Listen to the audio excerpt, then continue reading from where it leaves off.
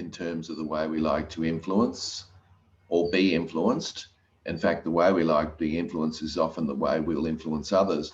So, for example, if you're a facts and figures person, a logical decision maker, then clearly that's what you're going to try and emphasize when you're talking to your clients. The trouble is, of course, they may not be like that. So therefore, the idea is to use all four approaches. So let me put my slides up and then we can launch into it. Okay, so here we go.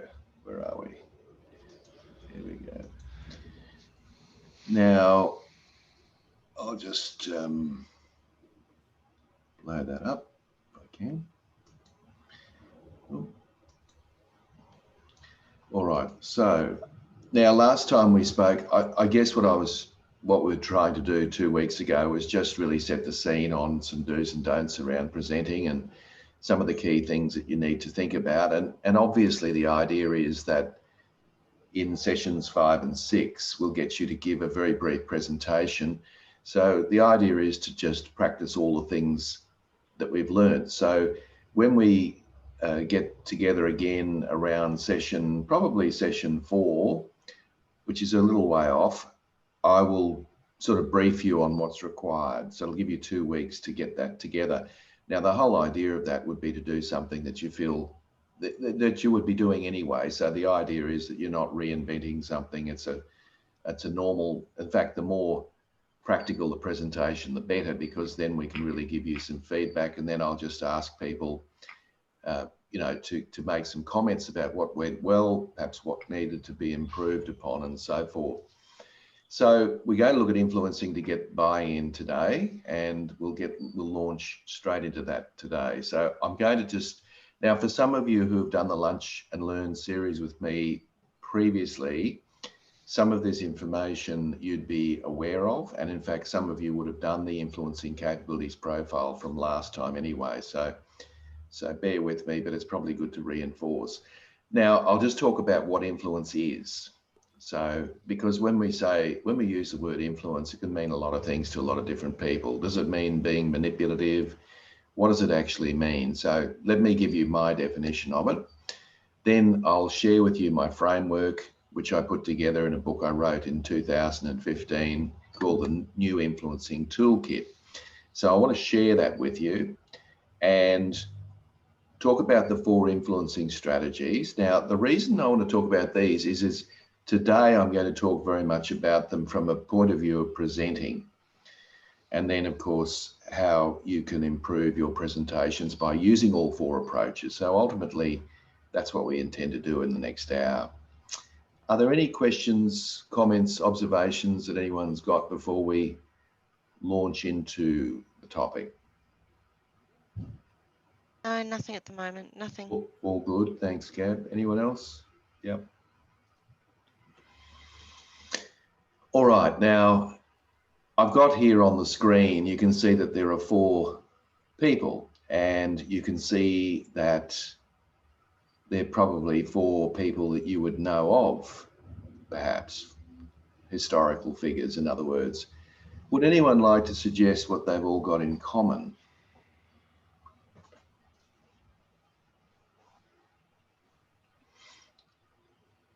You may be looking at some of the faces thinking, oh, I don't know whether I think I know that person, maybe not. Anyone like to guess? What have they all got in common? So they're all like great influences. Yeah, you pretty much nailed it. Yeah, it's in their own way, they have been enormously influential. Now, what I've tried to do here is make sure that I wasn't biased as far as, politics or whatever. And what I've done is I've tried very hard to be politically correct. So what I've done is I've got people here who are left wing. I've got people here who are right wing. I've got obviously male and female. So I've just tried to, do the right thing as far as that's concerned. And they're not necessarily heroes of mine, I might say. They're just very good examples of people who have been hugely influential in their lives. And so what I intend to do is now, if you've done the influencing capability profile, I think there's a link at the top right-hand corner under each of the different influencing styles, and you can actually see a video clip of each of these in action. And the point is to illustrate what that style looks like. So I would strongly urge you to have a look at that if you've done that. But starting at the top on the left-hand side, we've got Al Gore, who was the former Vice President of the United States, who lost that very interesting election in the year 2000 against George W. Bush. That was actually resolved in the Supreme Court. But since Al Gore left the White House, he reinvented himself as a climate change activist, and he has a video, The Inconvenient Truth. And if you look at that video, you'll notice that his presentation is filled with graphs and charts and statistics. And he uses that approach very much. So he's got a very distinctive style about him. The next one going clockwise is Dr. Martin Luther King, who was a civil rights activist in the United States in the 60s predominantly. He was assassinated tragically in '69, and he wrote one of the great speeches of all time, which is I Have a Dream. It's worth having a look at that presentation because, interestingly enough, completely different to Al Gore, the presentation had no facts at all in it, but it used beautiful rhetoric, and it was timely, and it was a big picture type presentation, and it captured the hearts and minds of many people, and people still look at it as an exemplar of a great presentation. Then we've got Margaret Thatcher, who was the first female Prime Minister of Great Britain. She was in power for 11 years, and people either loved her or hated her. There was absolutely nothing in between. It was one of those political figures that are very much were quite divisive. But one of the things that you could say about the way she presented was that people knew exactly where they stood. So she would assert her case very, very assertively, and at the same time would assertively try to dismantle the opponent's arguments. So it was kind of, that was her style. And then we've got Mother Teresa, who was anointed as a saint by the Catholic Church several years ago for the work that she did in the streets of Calcutta and other poor parts of the world for the extreme poverty-stricken. And she marshaled a lot of coalitions of support. She got a lot of people to help her in her quest, who were basically doing that voluntarily. And so she had to collaborate with lots of different agencies, NGOs, and a whole lot of other people. So she certainly had a way of influencing around collaboration. So I'm going to come back to those four a little later, but you could substitute other people in there, but therefore I picked up in my, and I've talked about them in my book as well. So what is influence? So to me, this is the definition. Now you might say, well, why is my definition right and others wrong? I just simply need you to know where I stand in relation to what I think it is, so that you can see where I'm coming from. But I would say it's the power to make other people agree with our opinions or to get them to do what you want willingly or ethically. So in other words, when you influence somebody, you're doing one of two things. You're either trying to change their behavior or you're trying to change their thinking, right? So I guess when you're giving a presentation, you're doing one of those two things, if sometimes you might be doing both. And I guess what you're trying to do, because of the nature of the work that you do, is to do it openly and to do it in a way that's very upfront. So that's essentially what I say is the definition. So I would say to you that all of us are in the business of influence. You are, I am, I'm trying to influence you now, and I guess you'll be trying to influence your clients, and we try and influence our family, we try and influence our children, we try to influence our partner. We are always in that sort of realm of trying to persuade other people. And of course, other people are trying to persuade us. So the whole notion of becoming good at this is probably very, very important. And so that's why we're going to cover that. Now, if you consider influence, you would have to, there are three characteristics that are important that we need to acknowledge. One of the characteristics is that you and I have a distinct style and approach. So we have, and often our style and approach is very dependent on how we like to be influenced. And so what happens is how we like to be influenced is often ways that we influence other people. And we work on the assumption that because we're influenced that way, that other people will be. And it's not a good way of thinking. And I'm sure all of you have had a case where you've had presentations to people and the glaze is going in their eyes and you can see you've lost them, and you try even harder to keep pushing your own particular style and approach, but to get nowhere. Now, of course, that means that the other person's got a style and approach as well. And there's another part of it all is the context. So this is the situation that you're in. It's what you're trying to talk about and all of those sorts of things. So you've got these three variables that are all in the mix when we're trying to actually change people, change their thinking or change their behavior. Now, of course, we can't sit there and think about that too much because we're in full flight. So what we've got to do is to prepare our presentations so that they're versatile. So it's likely that whoever's in the room, whether it's a virtual room or a real room, we will hit the mark with. But we also want to make sure that the context is right too. And I'll get into that a little bit more detail in a moment. So if we're using all the different styles and approaches that I'm going to share with you today, there's a very good chance that you'll improve your capacity to persuade other people, whatever it is you're trying to persuade them. All right. So even giving people information, the purpose of what is that? So if you're sharing information to people, what is it that you're trying to influence? So pretty much if you think about every presentation, it is a form of influence in some way, shape or form. So I'll just stop there. Are there any comments, questions, observations about what I've spoken about so far? Not from me, Tim. All good? All good. Yeah, okay. And bear with me if I've shared this with you in another lunch and learn, but I'm obviously going to take a slightly different angle on this today.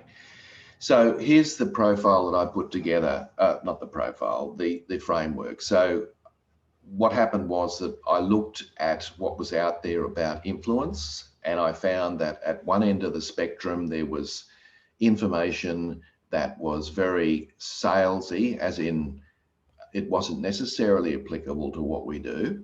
And then at the other end of the spectrum, I saw that there was a lot of academic stuff that was fairly theoretical.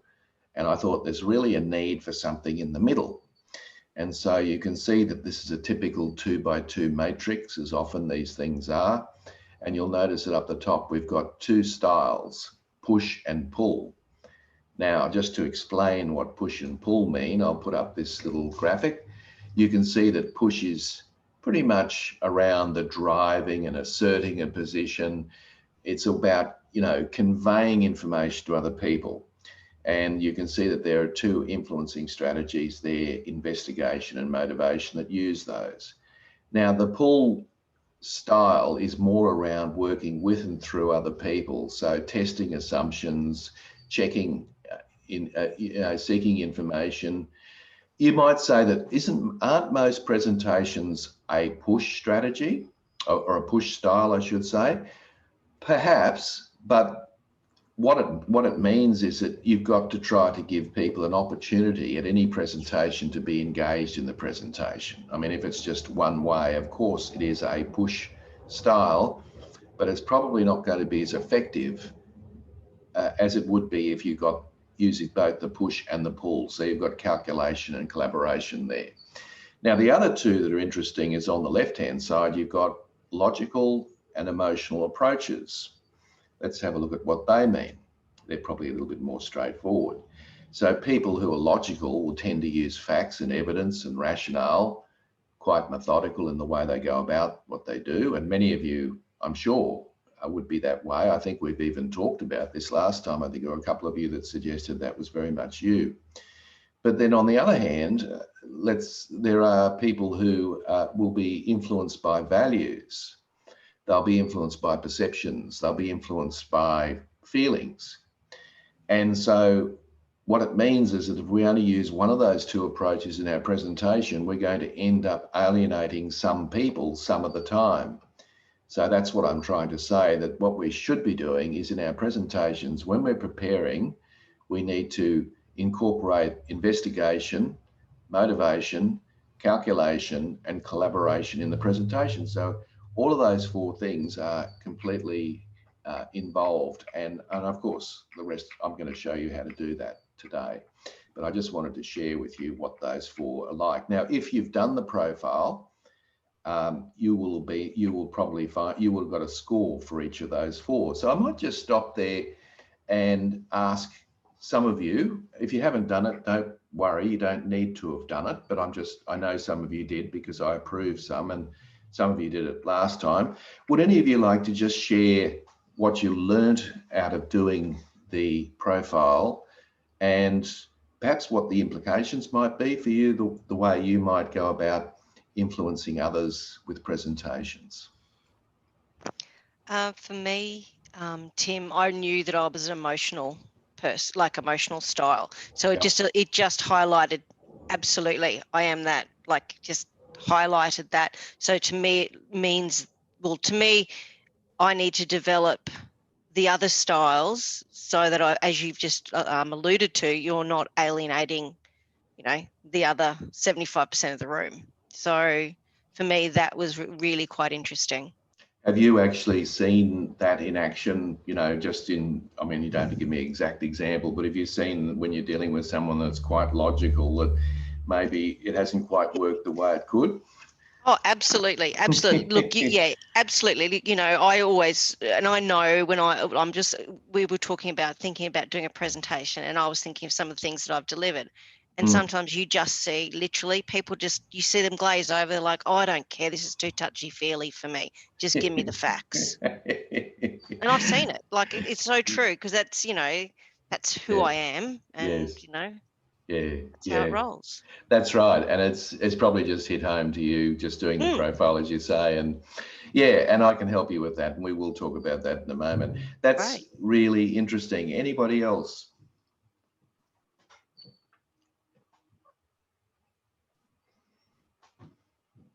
All too shy? Yeah, I know some of you have done it. And I won't call you out on it, of course.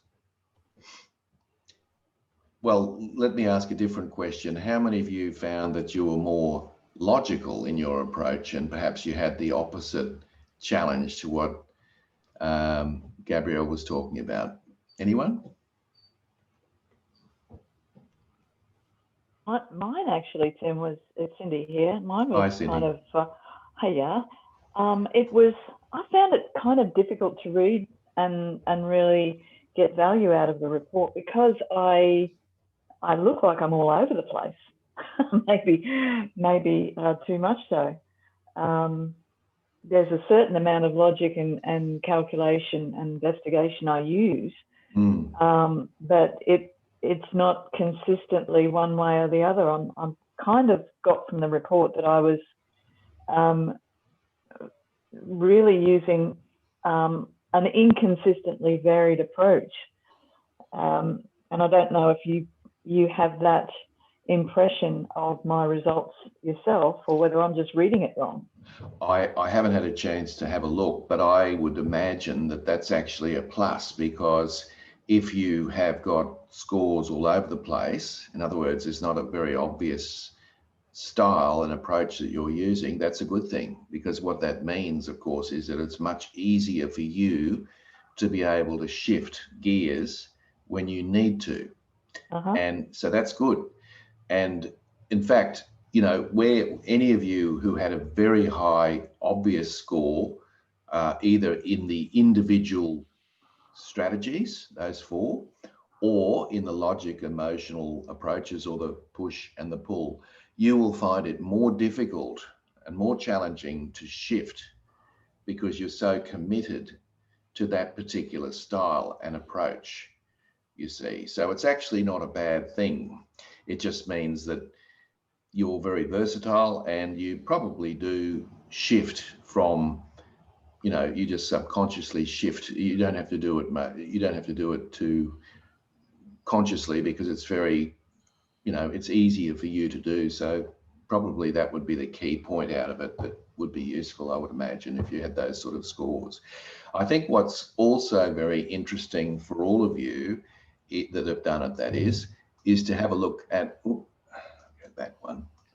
Oh, I haven't got that slide. That's interesting. Anyway, there's a slide that talks about the 16 capabilities. And so if there are 16 different capabilities that are underpinning each of those, or there's 4 that underpin each. And the idea is to have a look at that and just to see which of those scores are relatively high and relatively low. And then just ask yourself the question, do I overemphasize that, or do I underemphasize that? Because the argument is that all 16 are important. It's just whether or not you use them or not. So apologies, I don't have that slide there for some reason. Anyway, let's talk about each of the different approaches, and particularly what I want to do is say, well, what can you do in your presentation to inject some of this into your presentation? Now, investigators are very you know, they're very factual, they're very figures based, they're quite assertive at approaching their own topic. They're probably quite good at debating, that kind of thing. They're usually very methodical and structured in their approach, very systematic. And so, and Al Gore was the example that I'd use there for that. So if you think about it, people in their occupations that would use this approach are people like police and scientists and researchers. I mean, all of them basically have to, well, in terms of scientists and researchers, they have a hypothesis that they're demonstrating, trying to prove or disprove, and they use a logical approach to do that. Whereas police, of course, will marshal the resources and the evidence for a conviction. And that's how they go about it. And depending on how methodical they are, of course, will depend largely on what happens in the courtroom. So these are occupations that you'd use this influencing style regularly. So what I suggest is that when you give a presentation to your groups, then tell them what you're going to tell them, and tell them what you've told them. In other words, the idea is to have a little slide to say, I want to cover these 3 things. And of course, try to make sure you only cover a few things, because if you cover too many, you probably won't get through them all and your credibility will be out the window. So I think structure is important. So those of you who aren't naturally structured, this is a real opportunity for you to have a slide there around, you know, the key points that are going to come out of this. So that's one thing I'd strongly recommend that you do. And I probably explain it this way: explain the sizzle, then the sausage, and then the sizzle. So what that means, sorry, Cindy, I missed that. No, Sarah, was it? Not me, Tim. No.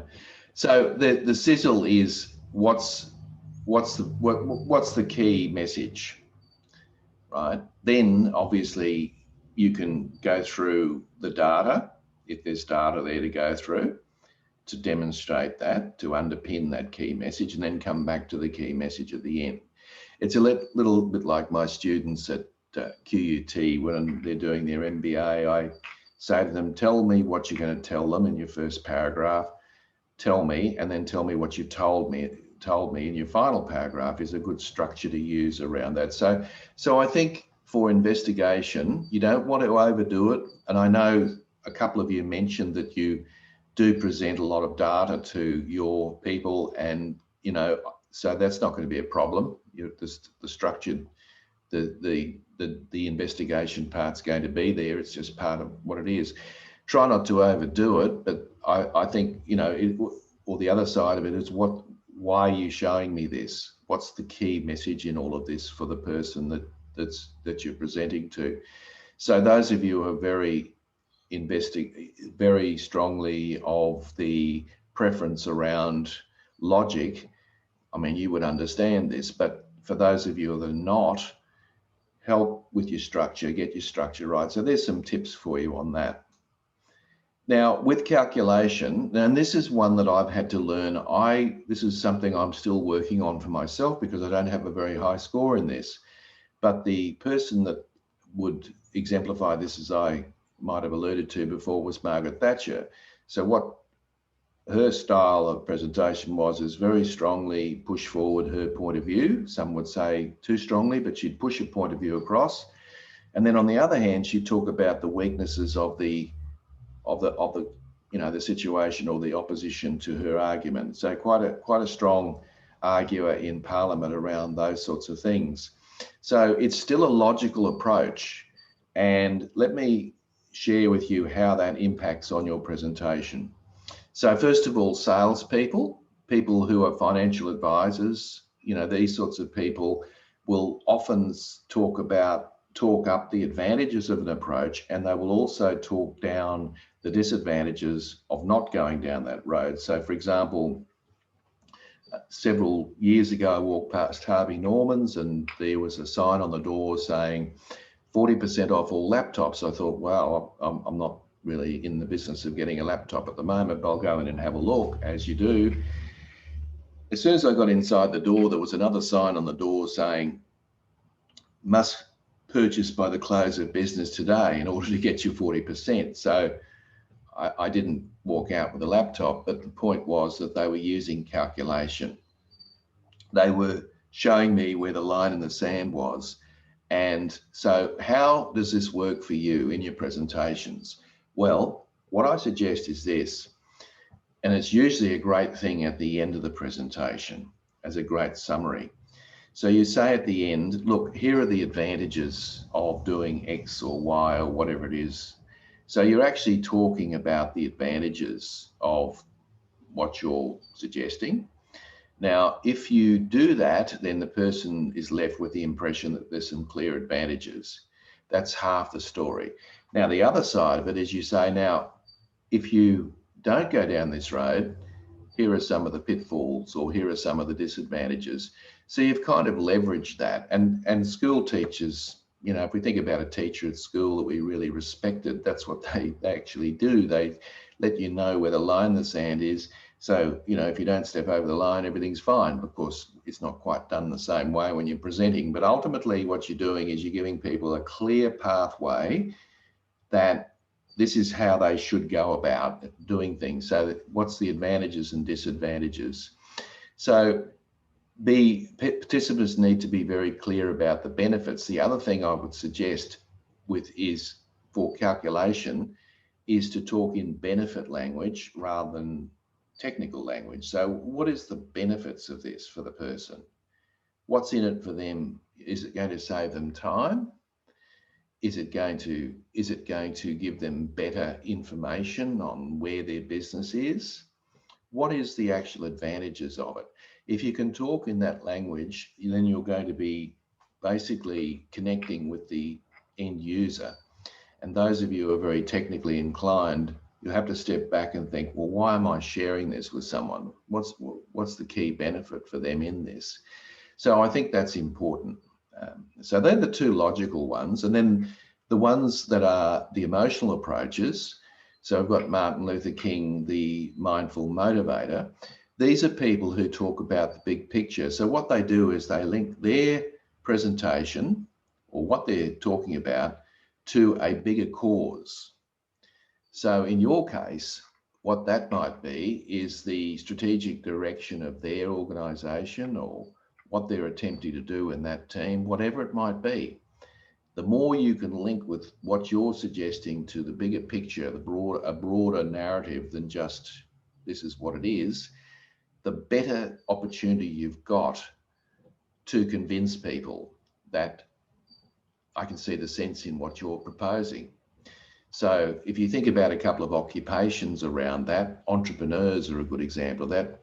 Entrepreneurs are usually big picture thinkers, and then they surround themselves with the people who will, fill in the gaps and the details. And advertising executives only have a split second to convince us, and PR directors and so on. So how does the solution assist the business is the key question. Now, you probably know the answer to that, and they probably know the answer to that, otherwise they wouldn't be engaging you. But to be overt about it when you're explaining something is a good thing to do. So letting people know that there's an advantage because it links something to something else is really important. And if people aren't clear about the solution and the links to the business objectives, then they'll tune out and they'll lose interest. So they need to understand, why am I learning this, or why are you showing me this, and how is it going to benefit me in the big picture of what I do day to day, moment by moment, project by project. All right, so it's looking at, you know, the broader perspective. And the other side of it is the collaborators will influence using emotion, but what they'll do is they will start to engage and build teams and create a dialogue between themselves and other people. And I mentioned this earlier with Mother Teresa. Now, if you think about some occupations around this, conductors of orchestras have a tendency to, well, they don't play a musical instrument, basically. They just stand there and they wave their hands around, or they use a baton or whatever. What they're trying to do is bring in different parts of the orchestra at different points, and that to create a beautiful ensemble. And funeral directors have to coordinate whole lots of different things to make the day go well or the funeral go well, and so forth. So what this basically means for you and me is that what we need to do is to make sure that we engage people in the presentation, asking questions, making sure it's two-way, giving people a chance to basically talk and make it a two-way process, using open-ended questions like what, where, why, who, how, and which to get people talking. Now, we'll have a little conversation about these four in a minute, but let me just sum this up. Let's say you've got to give a presentation tomorrow, and you may well have to. Okay, what facts do they need? And that's your investigation. So you give them the data. You've done that. The next thing is, how do these facts and data contribute to helping them in the bigger picture of their business? I've now employed motivation. And because I'm proposing something, I might talk about the benefits of the proposal versus the disadvantages of not doing it. I've now used calculation. All the while through the presentation, I've had Q&A, question answer, and involvement with other people in the conversation. And I use the word conversation deliberately in that sense. Now, if you do those four things, there is an extremely good chance that you'll bump up your capacity to influence other people many-fold. But if you neglect any of those three, what's likely to happen is that there's a chance that somebody in the room or who you're not connecting with them because you haven't touched on their hot button, which is the way they like to influence. So let me pause there, give you a chance. Any questions, comments about these four styles or how you could apply them in what you do? I'm just finding it really interesting, Tim, because I know I need help getting buy-in from my presentation. So I'm going to start running through those four factors in just about every presentation now. It's awesome. That's good. All you've got to do is just think, okay, what information do people need? What facts do they need? I've ticked off investigation. What is my key message and how does it link to their business needs? Motivation, tick. What are the benefits of what are the benefits of our approach, insights approach, or whatever you're suggesting? And what are the disadvantages of not doing what I suggest? Calculation, tick.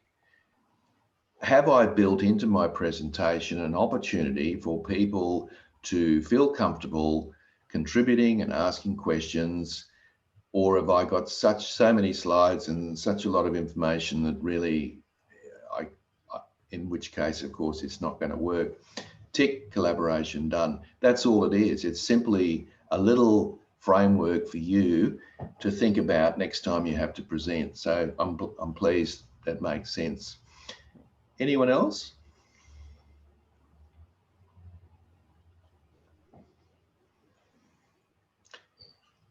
Could I ask how many of you are now a little bit more conscious of a bias that you might have around these four? So in other words, you might feel as if you're overusing something now that I've talked about it. And if you'd like to just share that.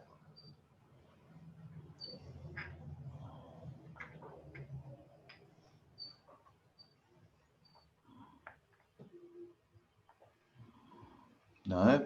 Okay. How many of you, is there anyone that feels that perhaps I can see how I could probably use one of these things more so, and maybe now I know I've got to do it, even though I may not know how to do it, because the next part, of course, I'll share with you how to do it.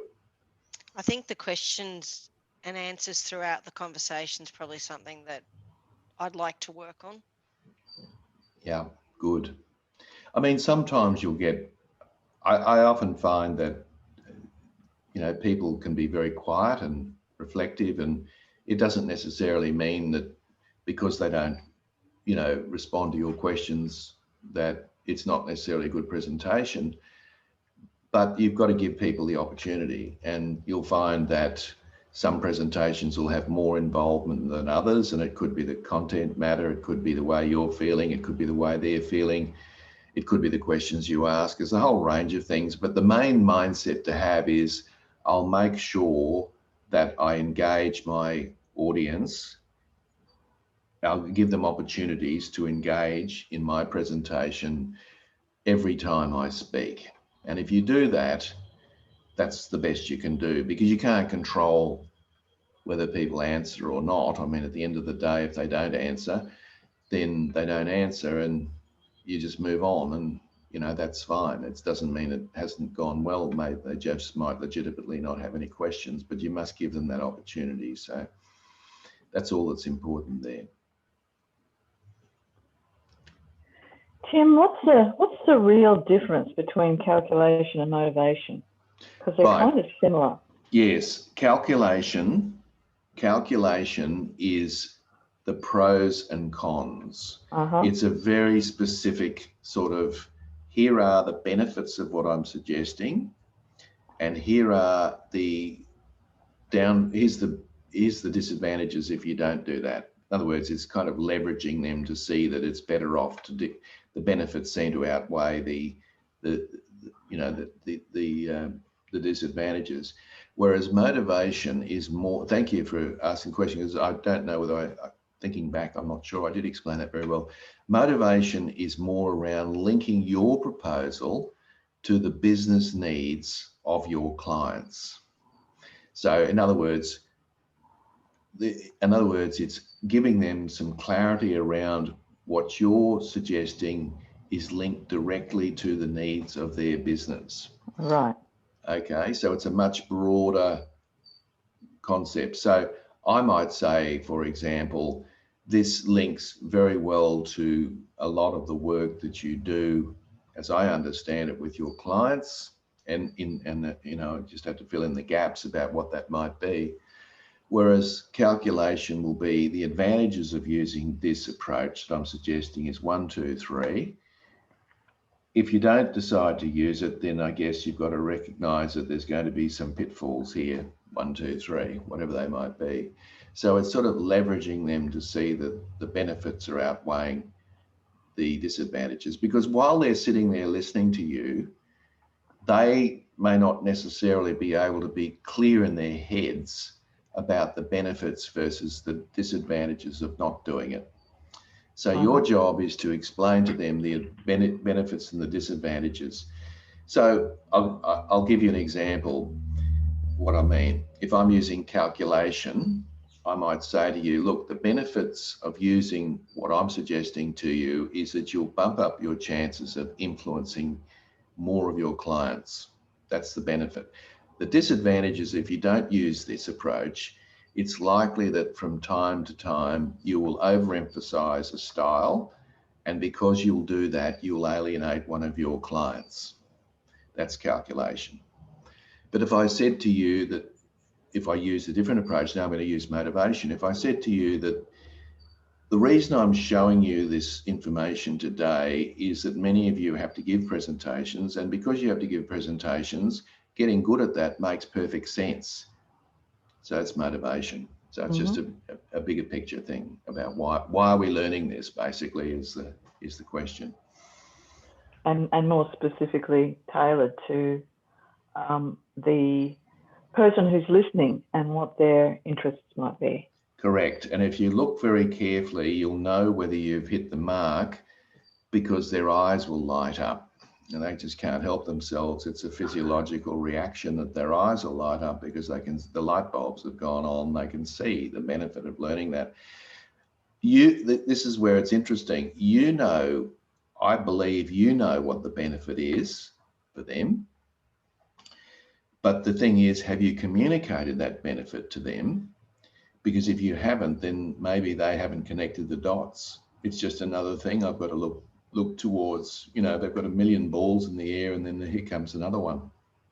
So it's very important that you make that distinction, and it's not condescending at all. In fact, you're doing a great favor by the other person. It does two things. It shows empathy. So it obviously means you know how this does, or you're familiar with what they're going through. But the second thing is you're also articulating the clear benefits, so that it makes sense. And then people are sitting there going, oh, now I can see why. Okay, I can see some value in this. That's the key message. Thanks, Tim. I think that's a step I'm missing. Yeah, it's not a hard thing to do either. You just need and if you find that you might miss it, just what I suggest you do is your slide, you just have a slide at the end if you're using slides, and you just remind people that the key benefit is this and the disadvantage is this. And of course the motivation one is, what's in it for you, and you can talk to them about that. So putting them into the presentation will work well. So look, here's some more tangible things. Those of you who struggle with the investigation in your presentation, some tangible things that might help you.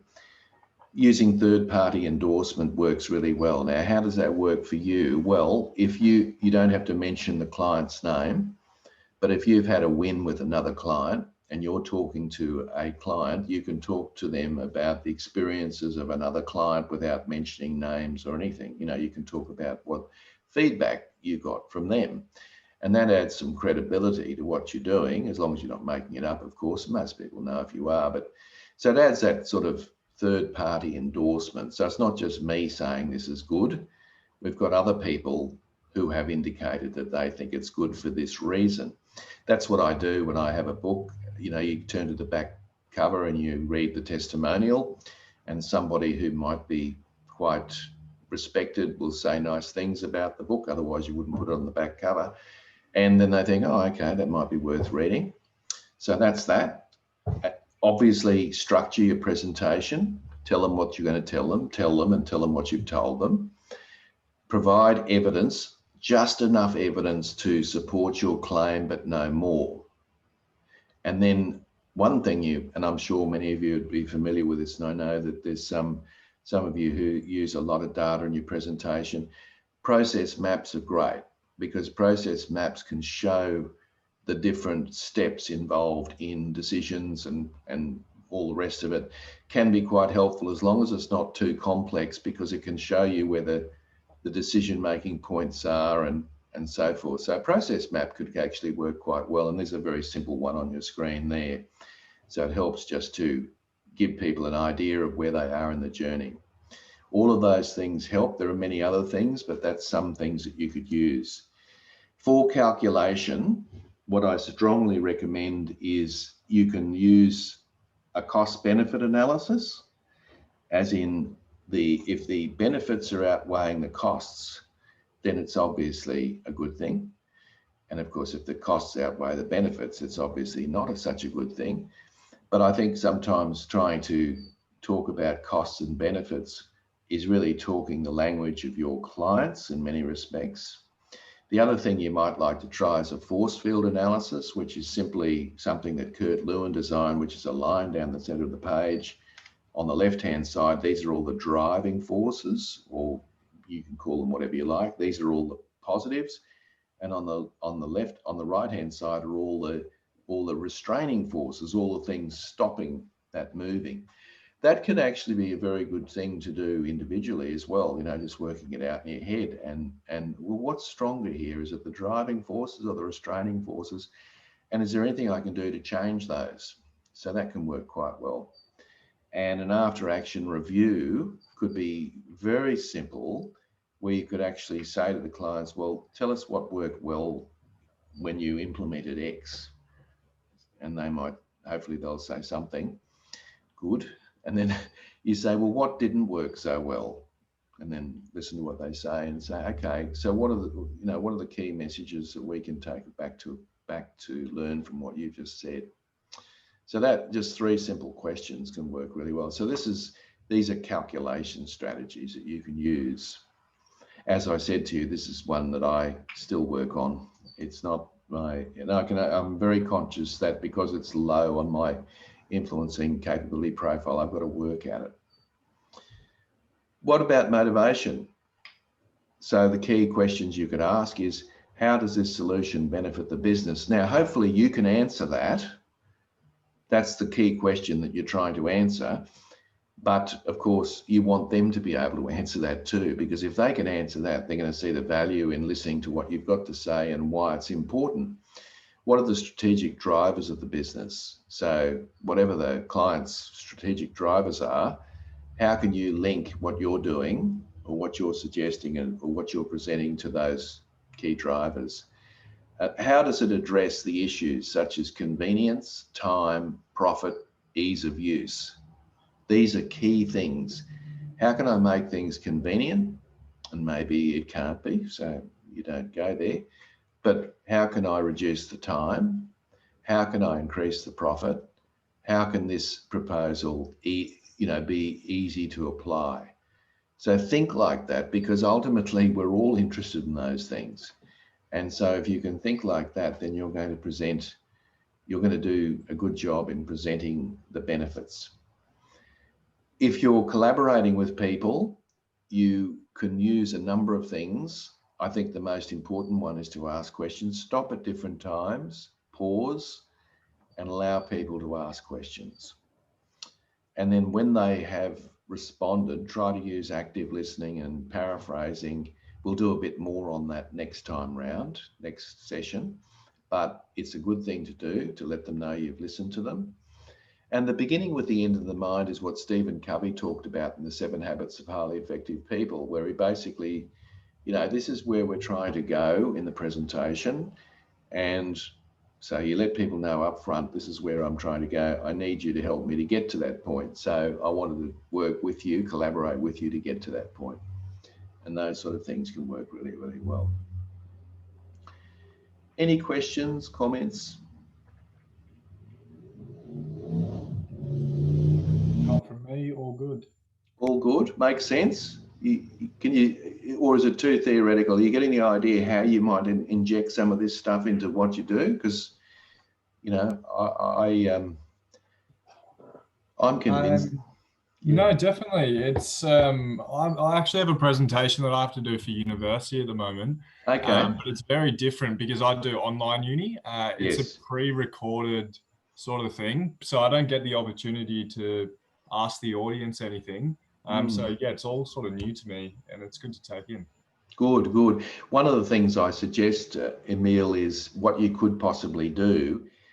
I mean, you might have done the presentation already, but Not yet. No, I'm recording it tonight, so lucky me. So what I'd suggest you do is throw in a couple of, obviously they'd be rhetorical questions, because obviously you're not expecting someone to answer you directly, but throw them into the presentation to get people to think, and just pause for a moment to give that an opportunity to sink into your audience.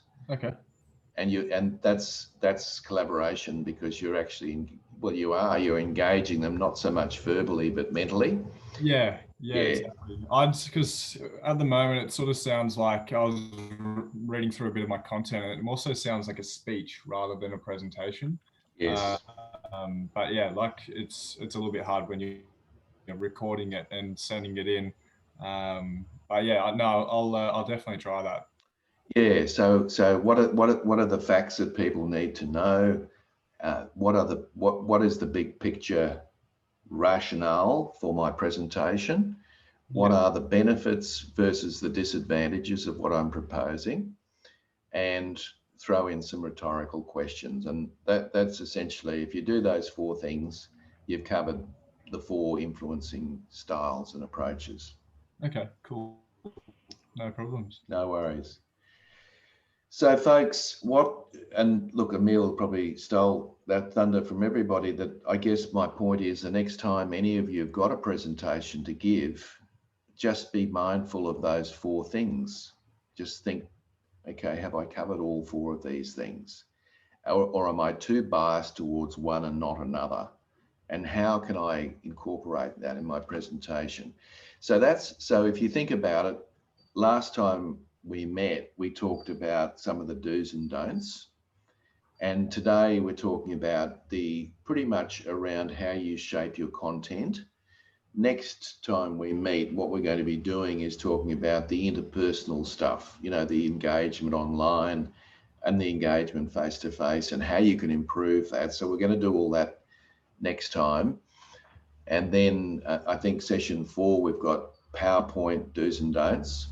And then for sessions 5 and 6, we'll get you guys to present using many of the principles we've talked about. But what I want you to do in the interim is just practice this stuff, make sure that you've covered all 4, and really be prepared to come back and tell me what's happening. Come back and say, oh yeah, I presented the other day, I tried this thing and I don't know whether it worked, or maybe it did work, or whatever it might be.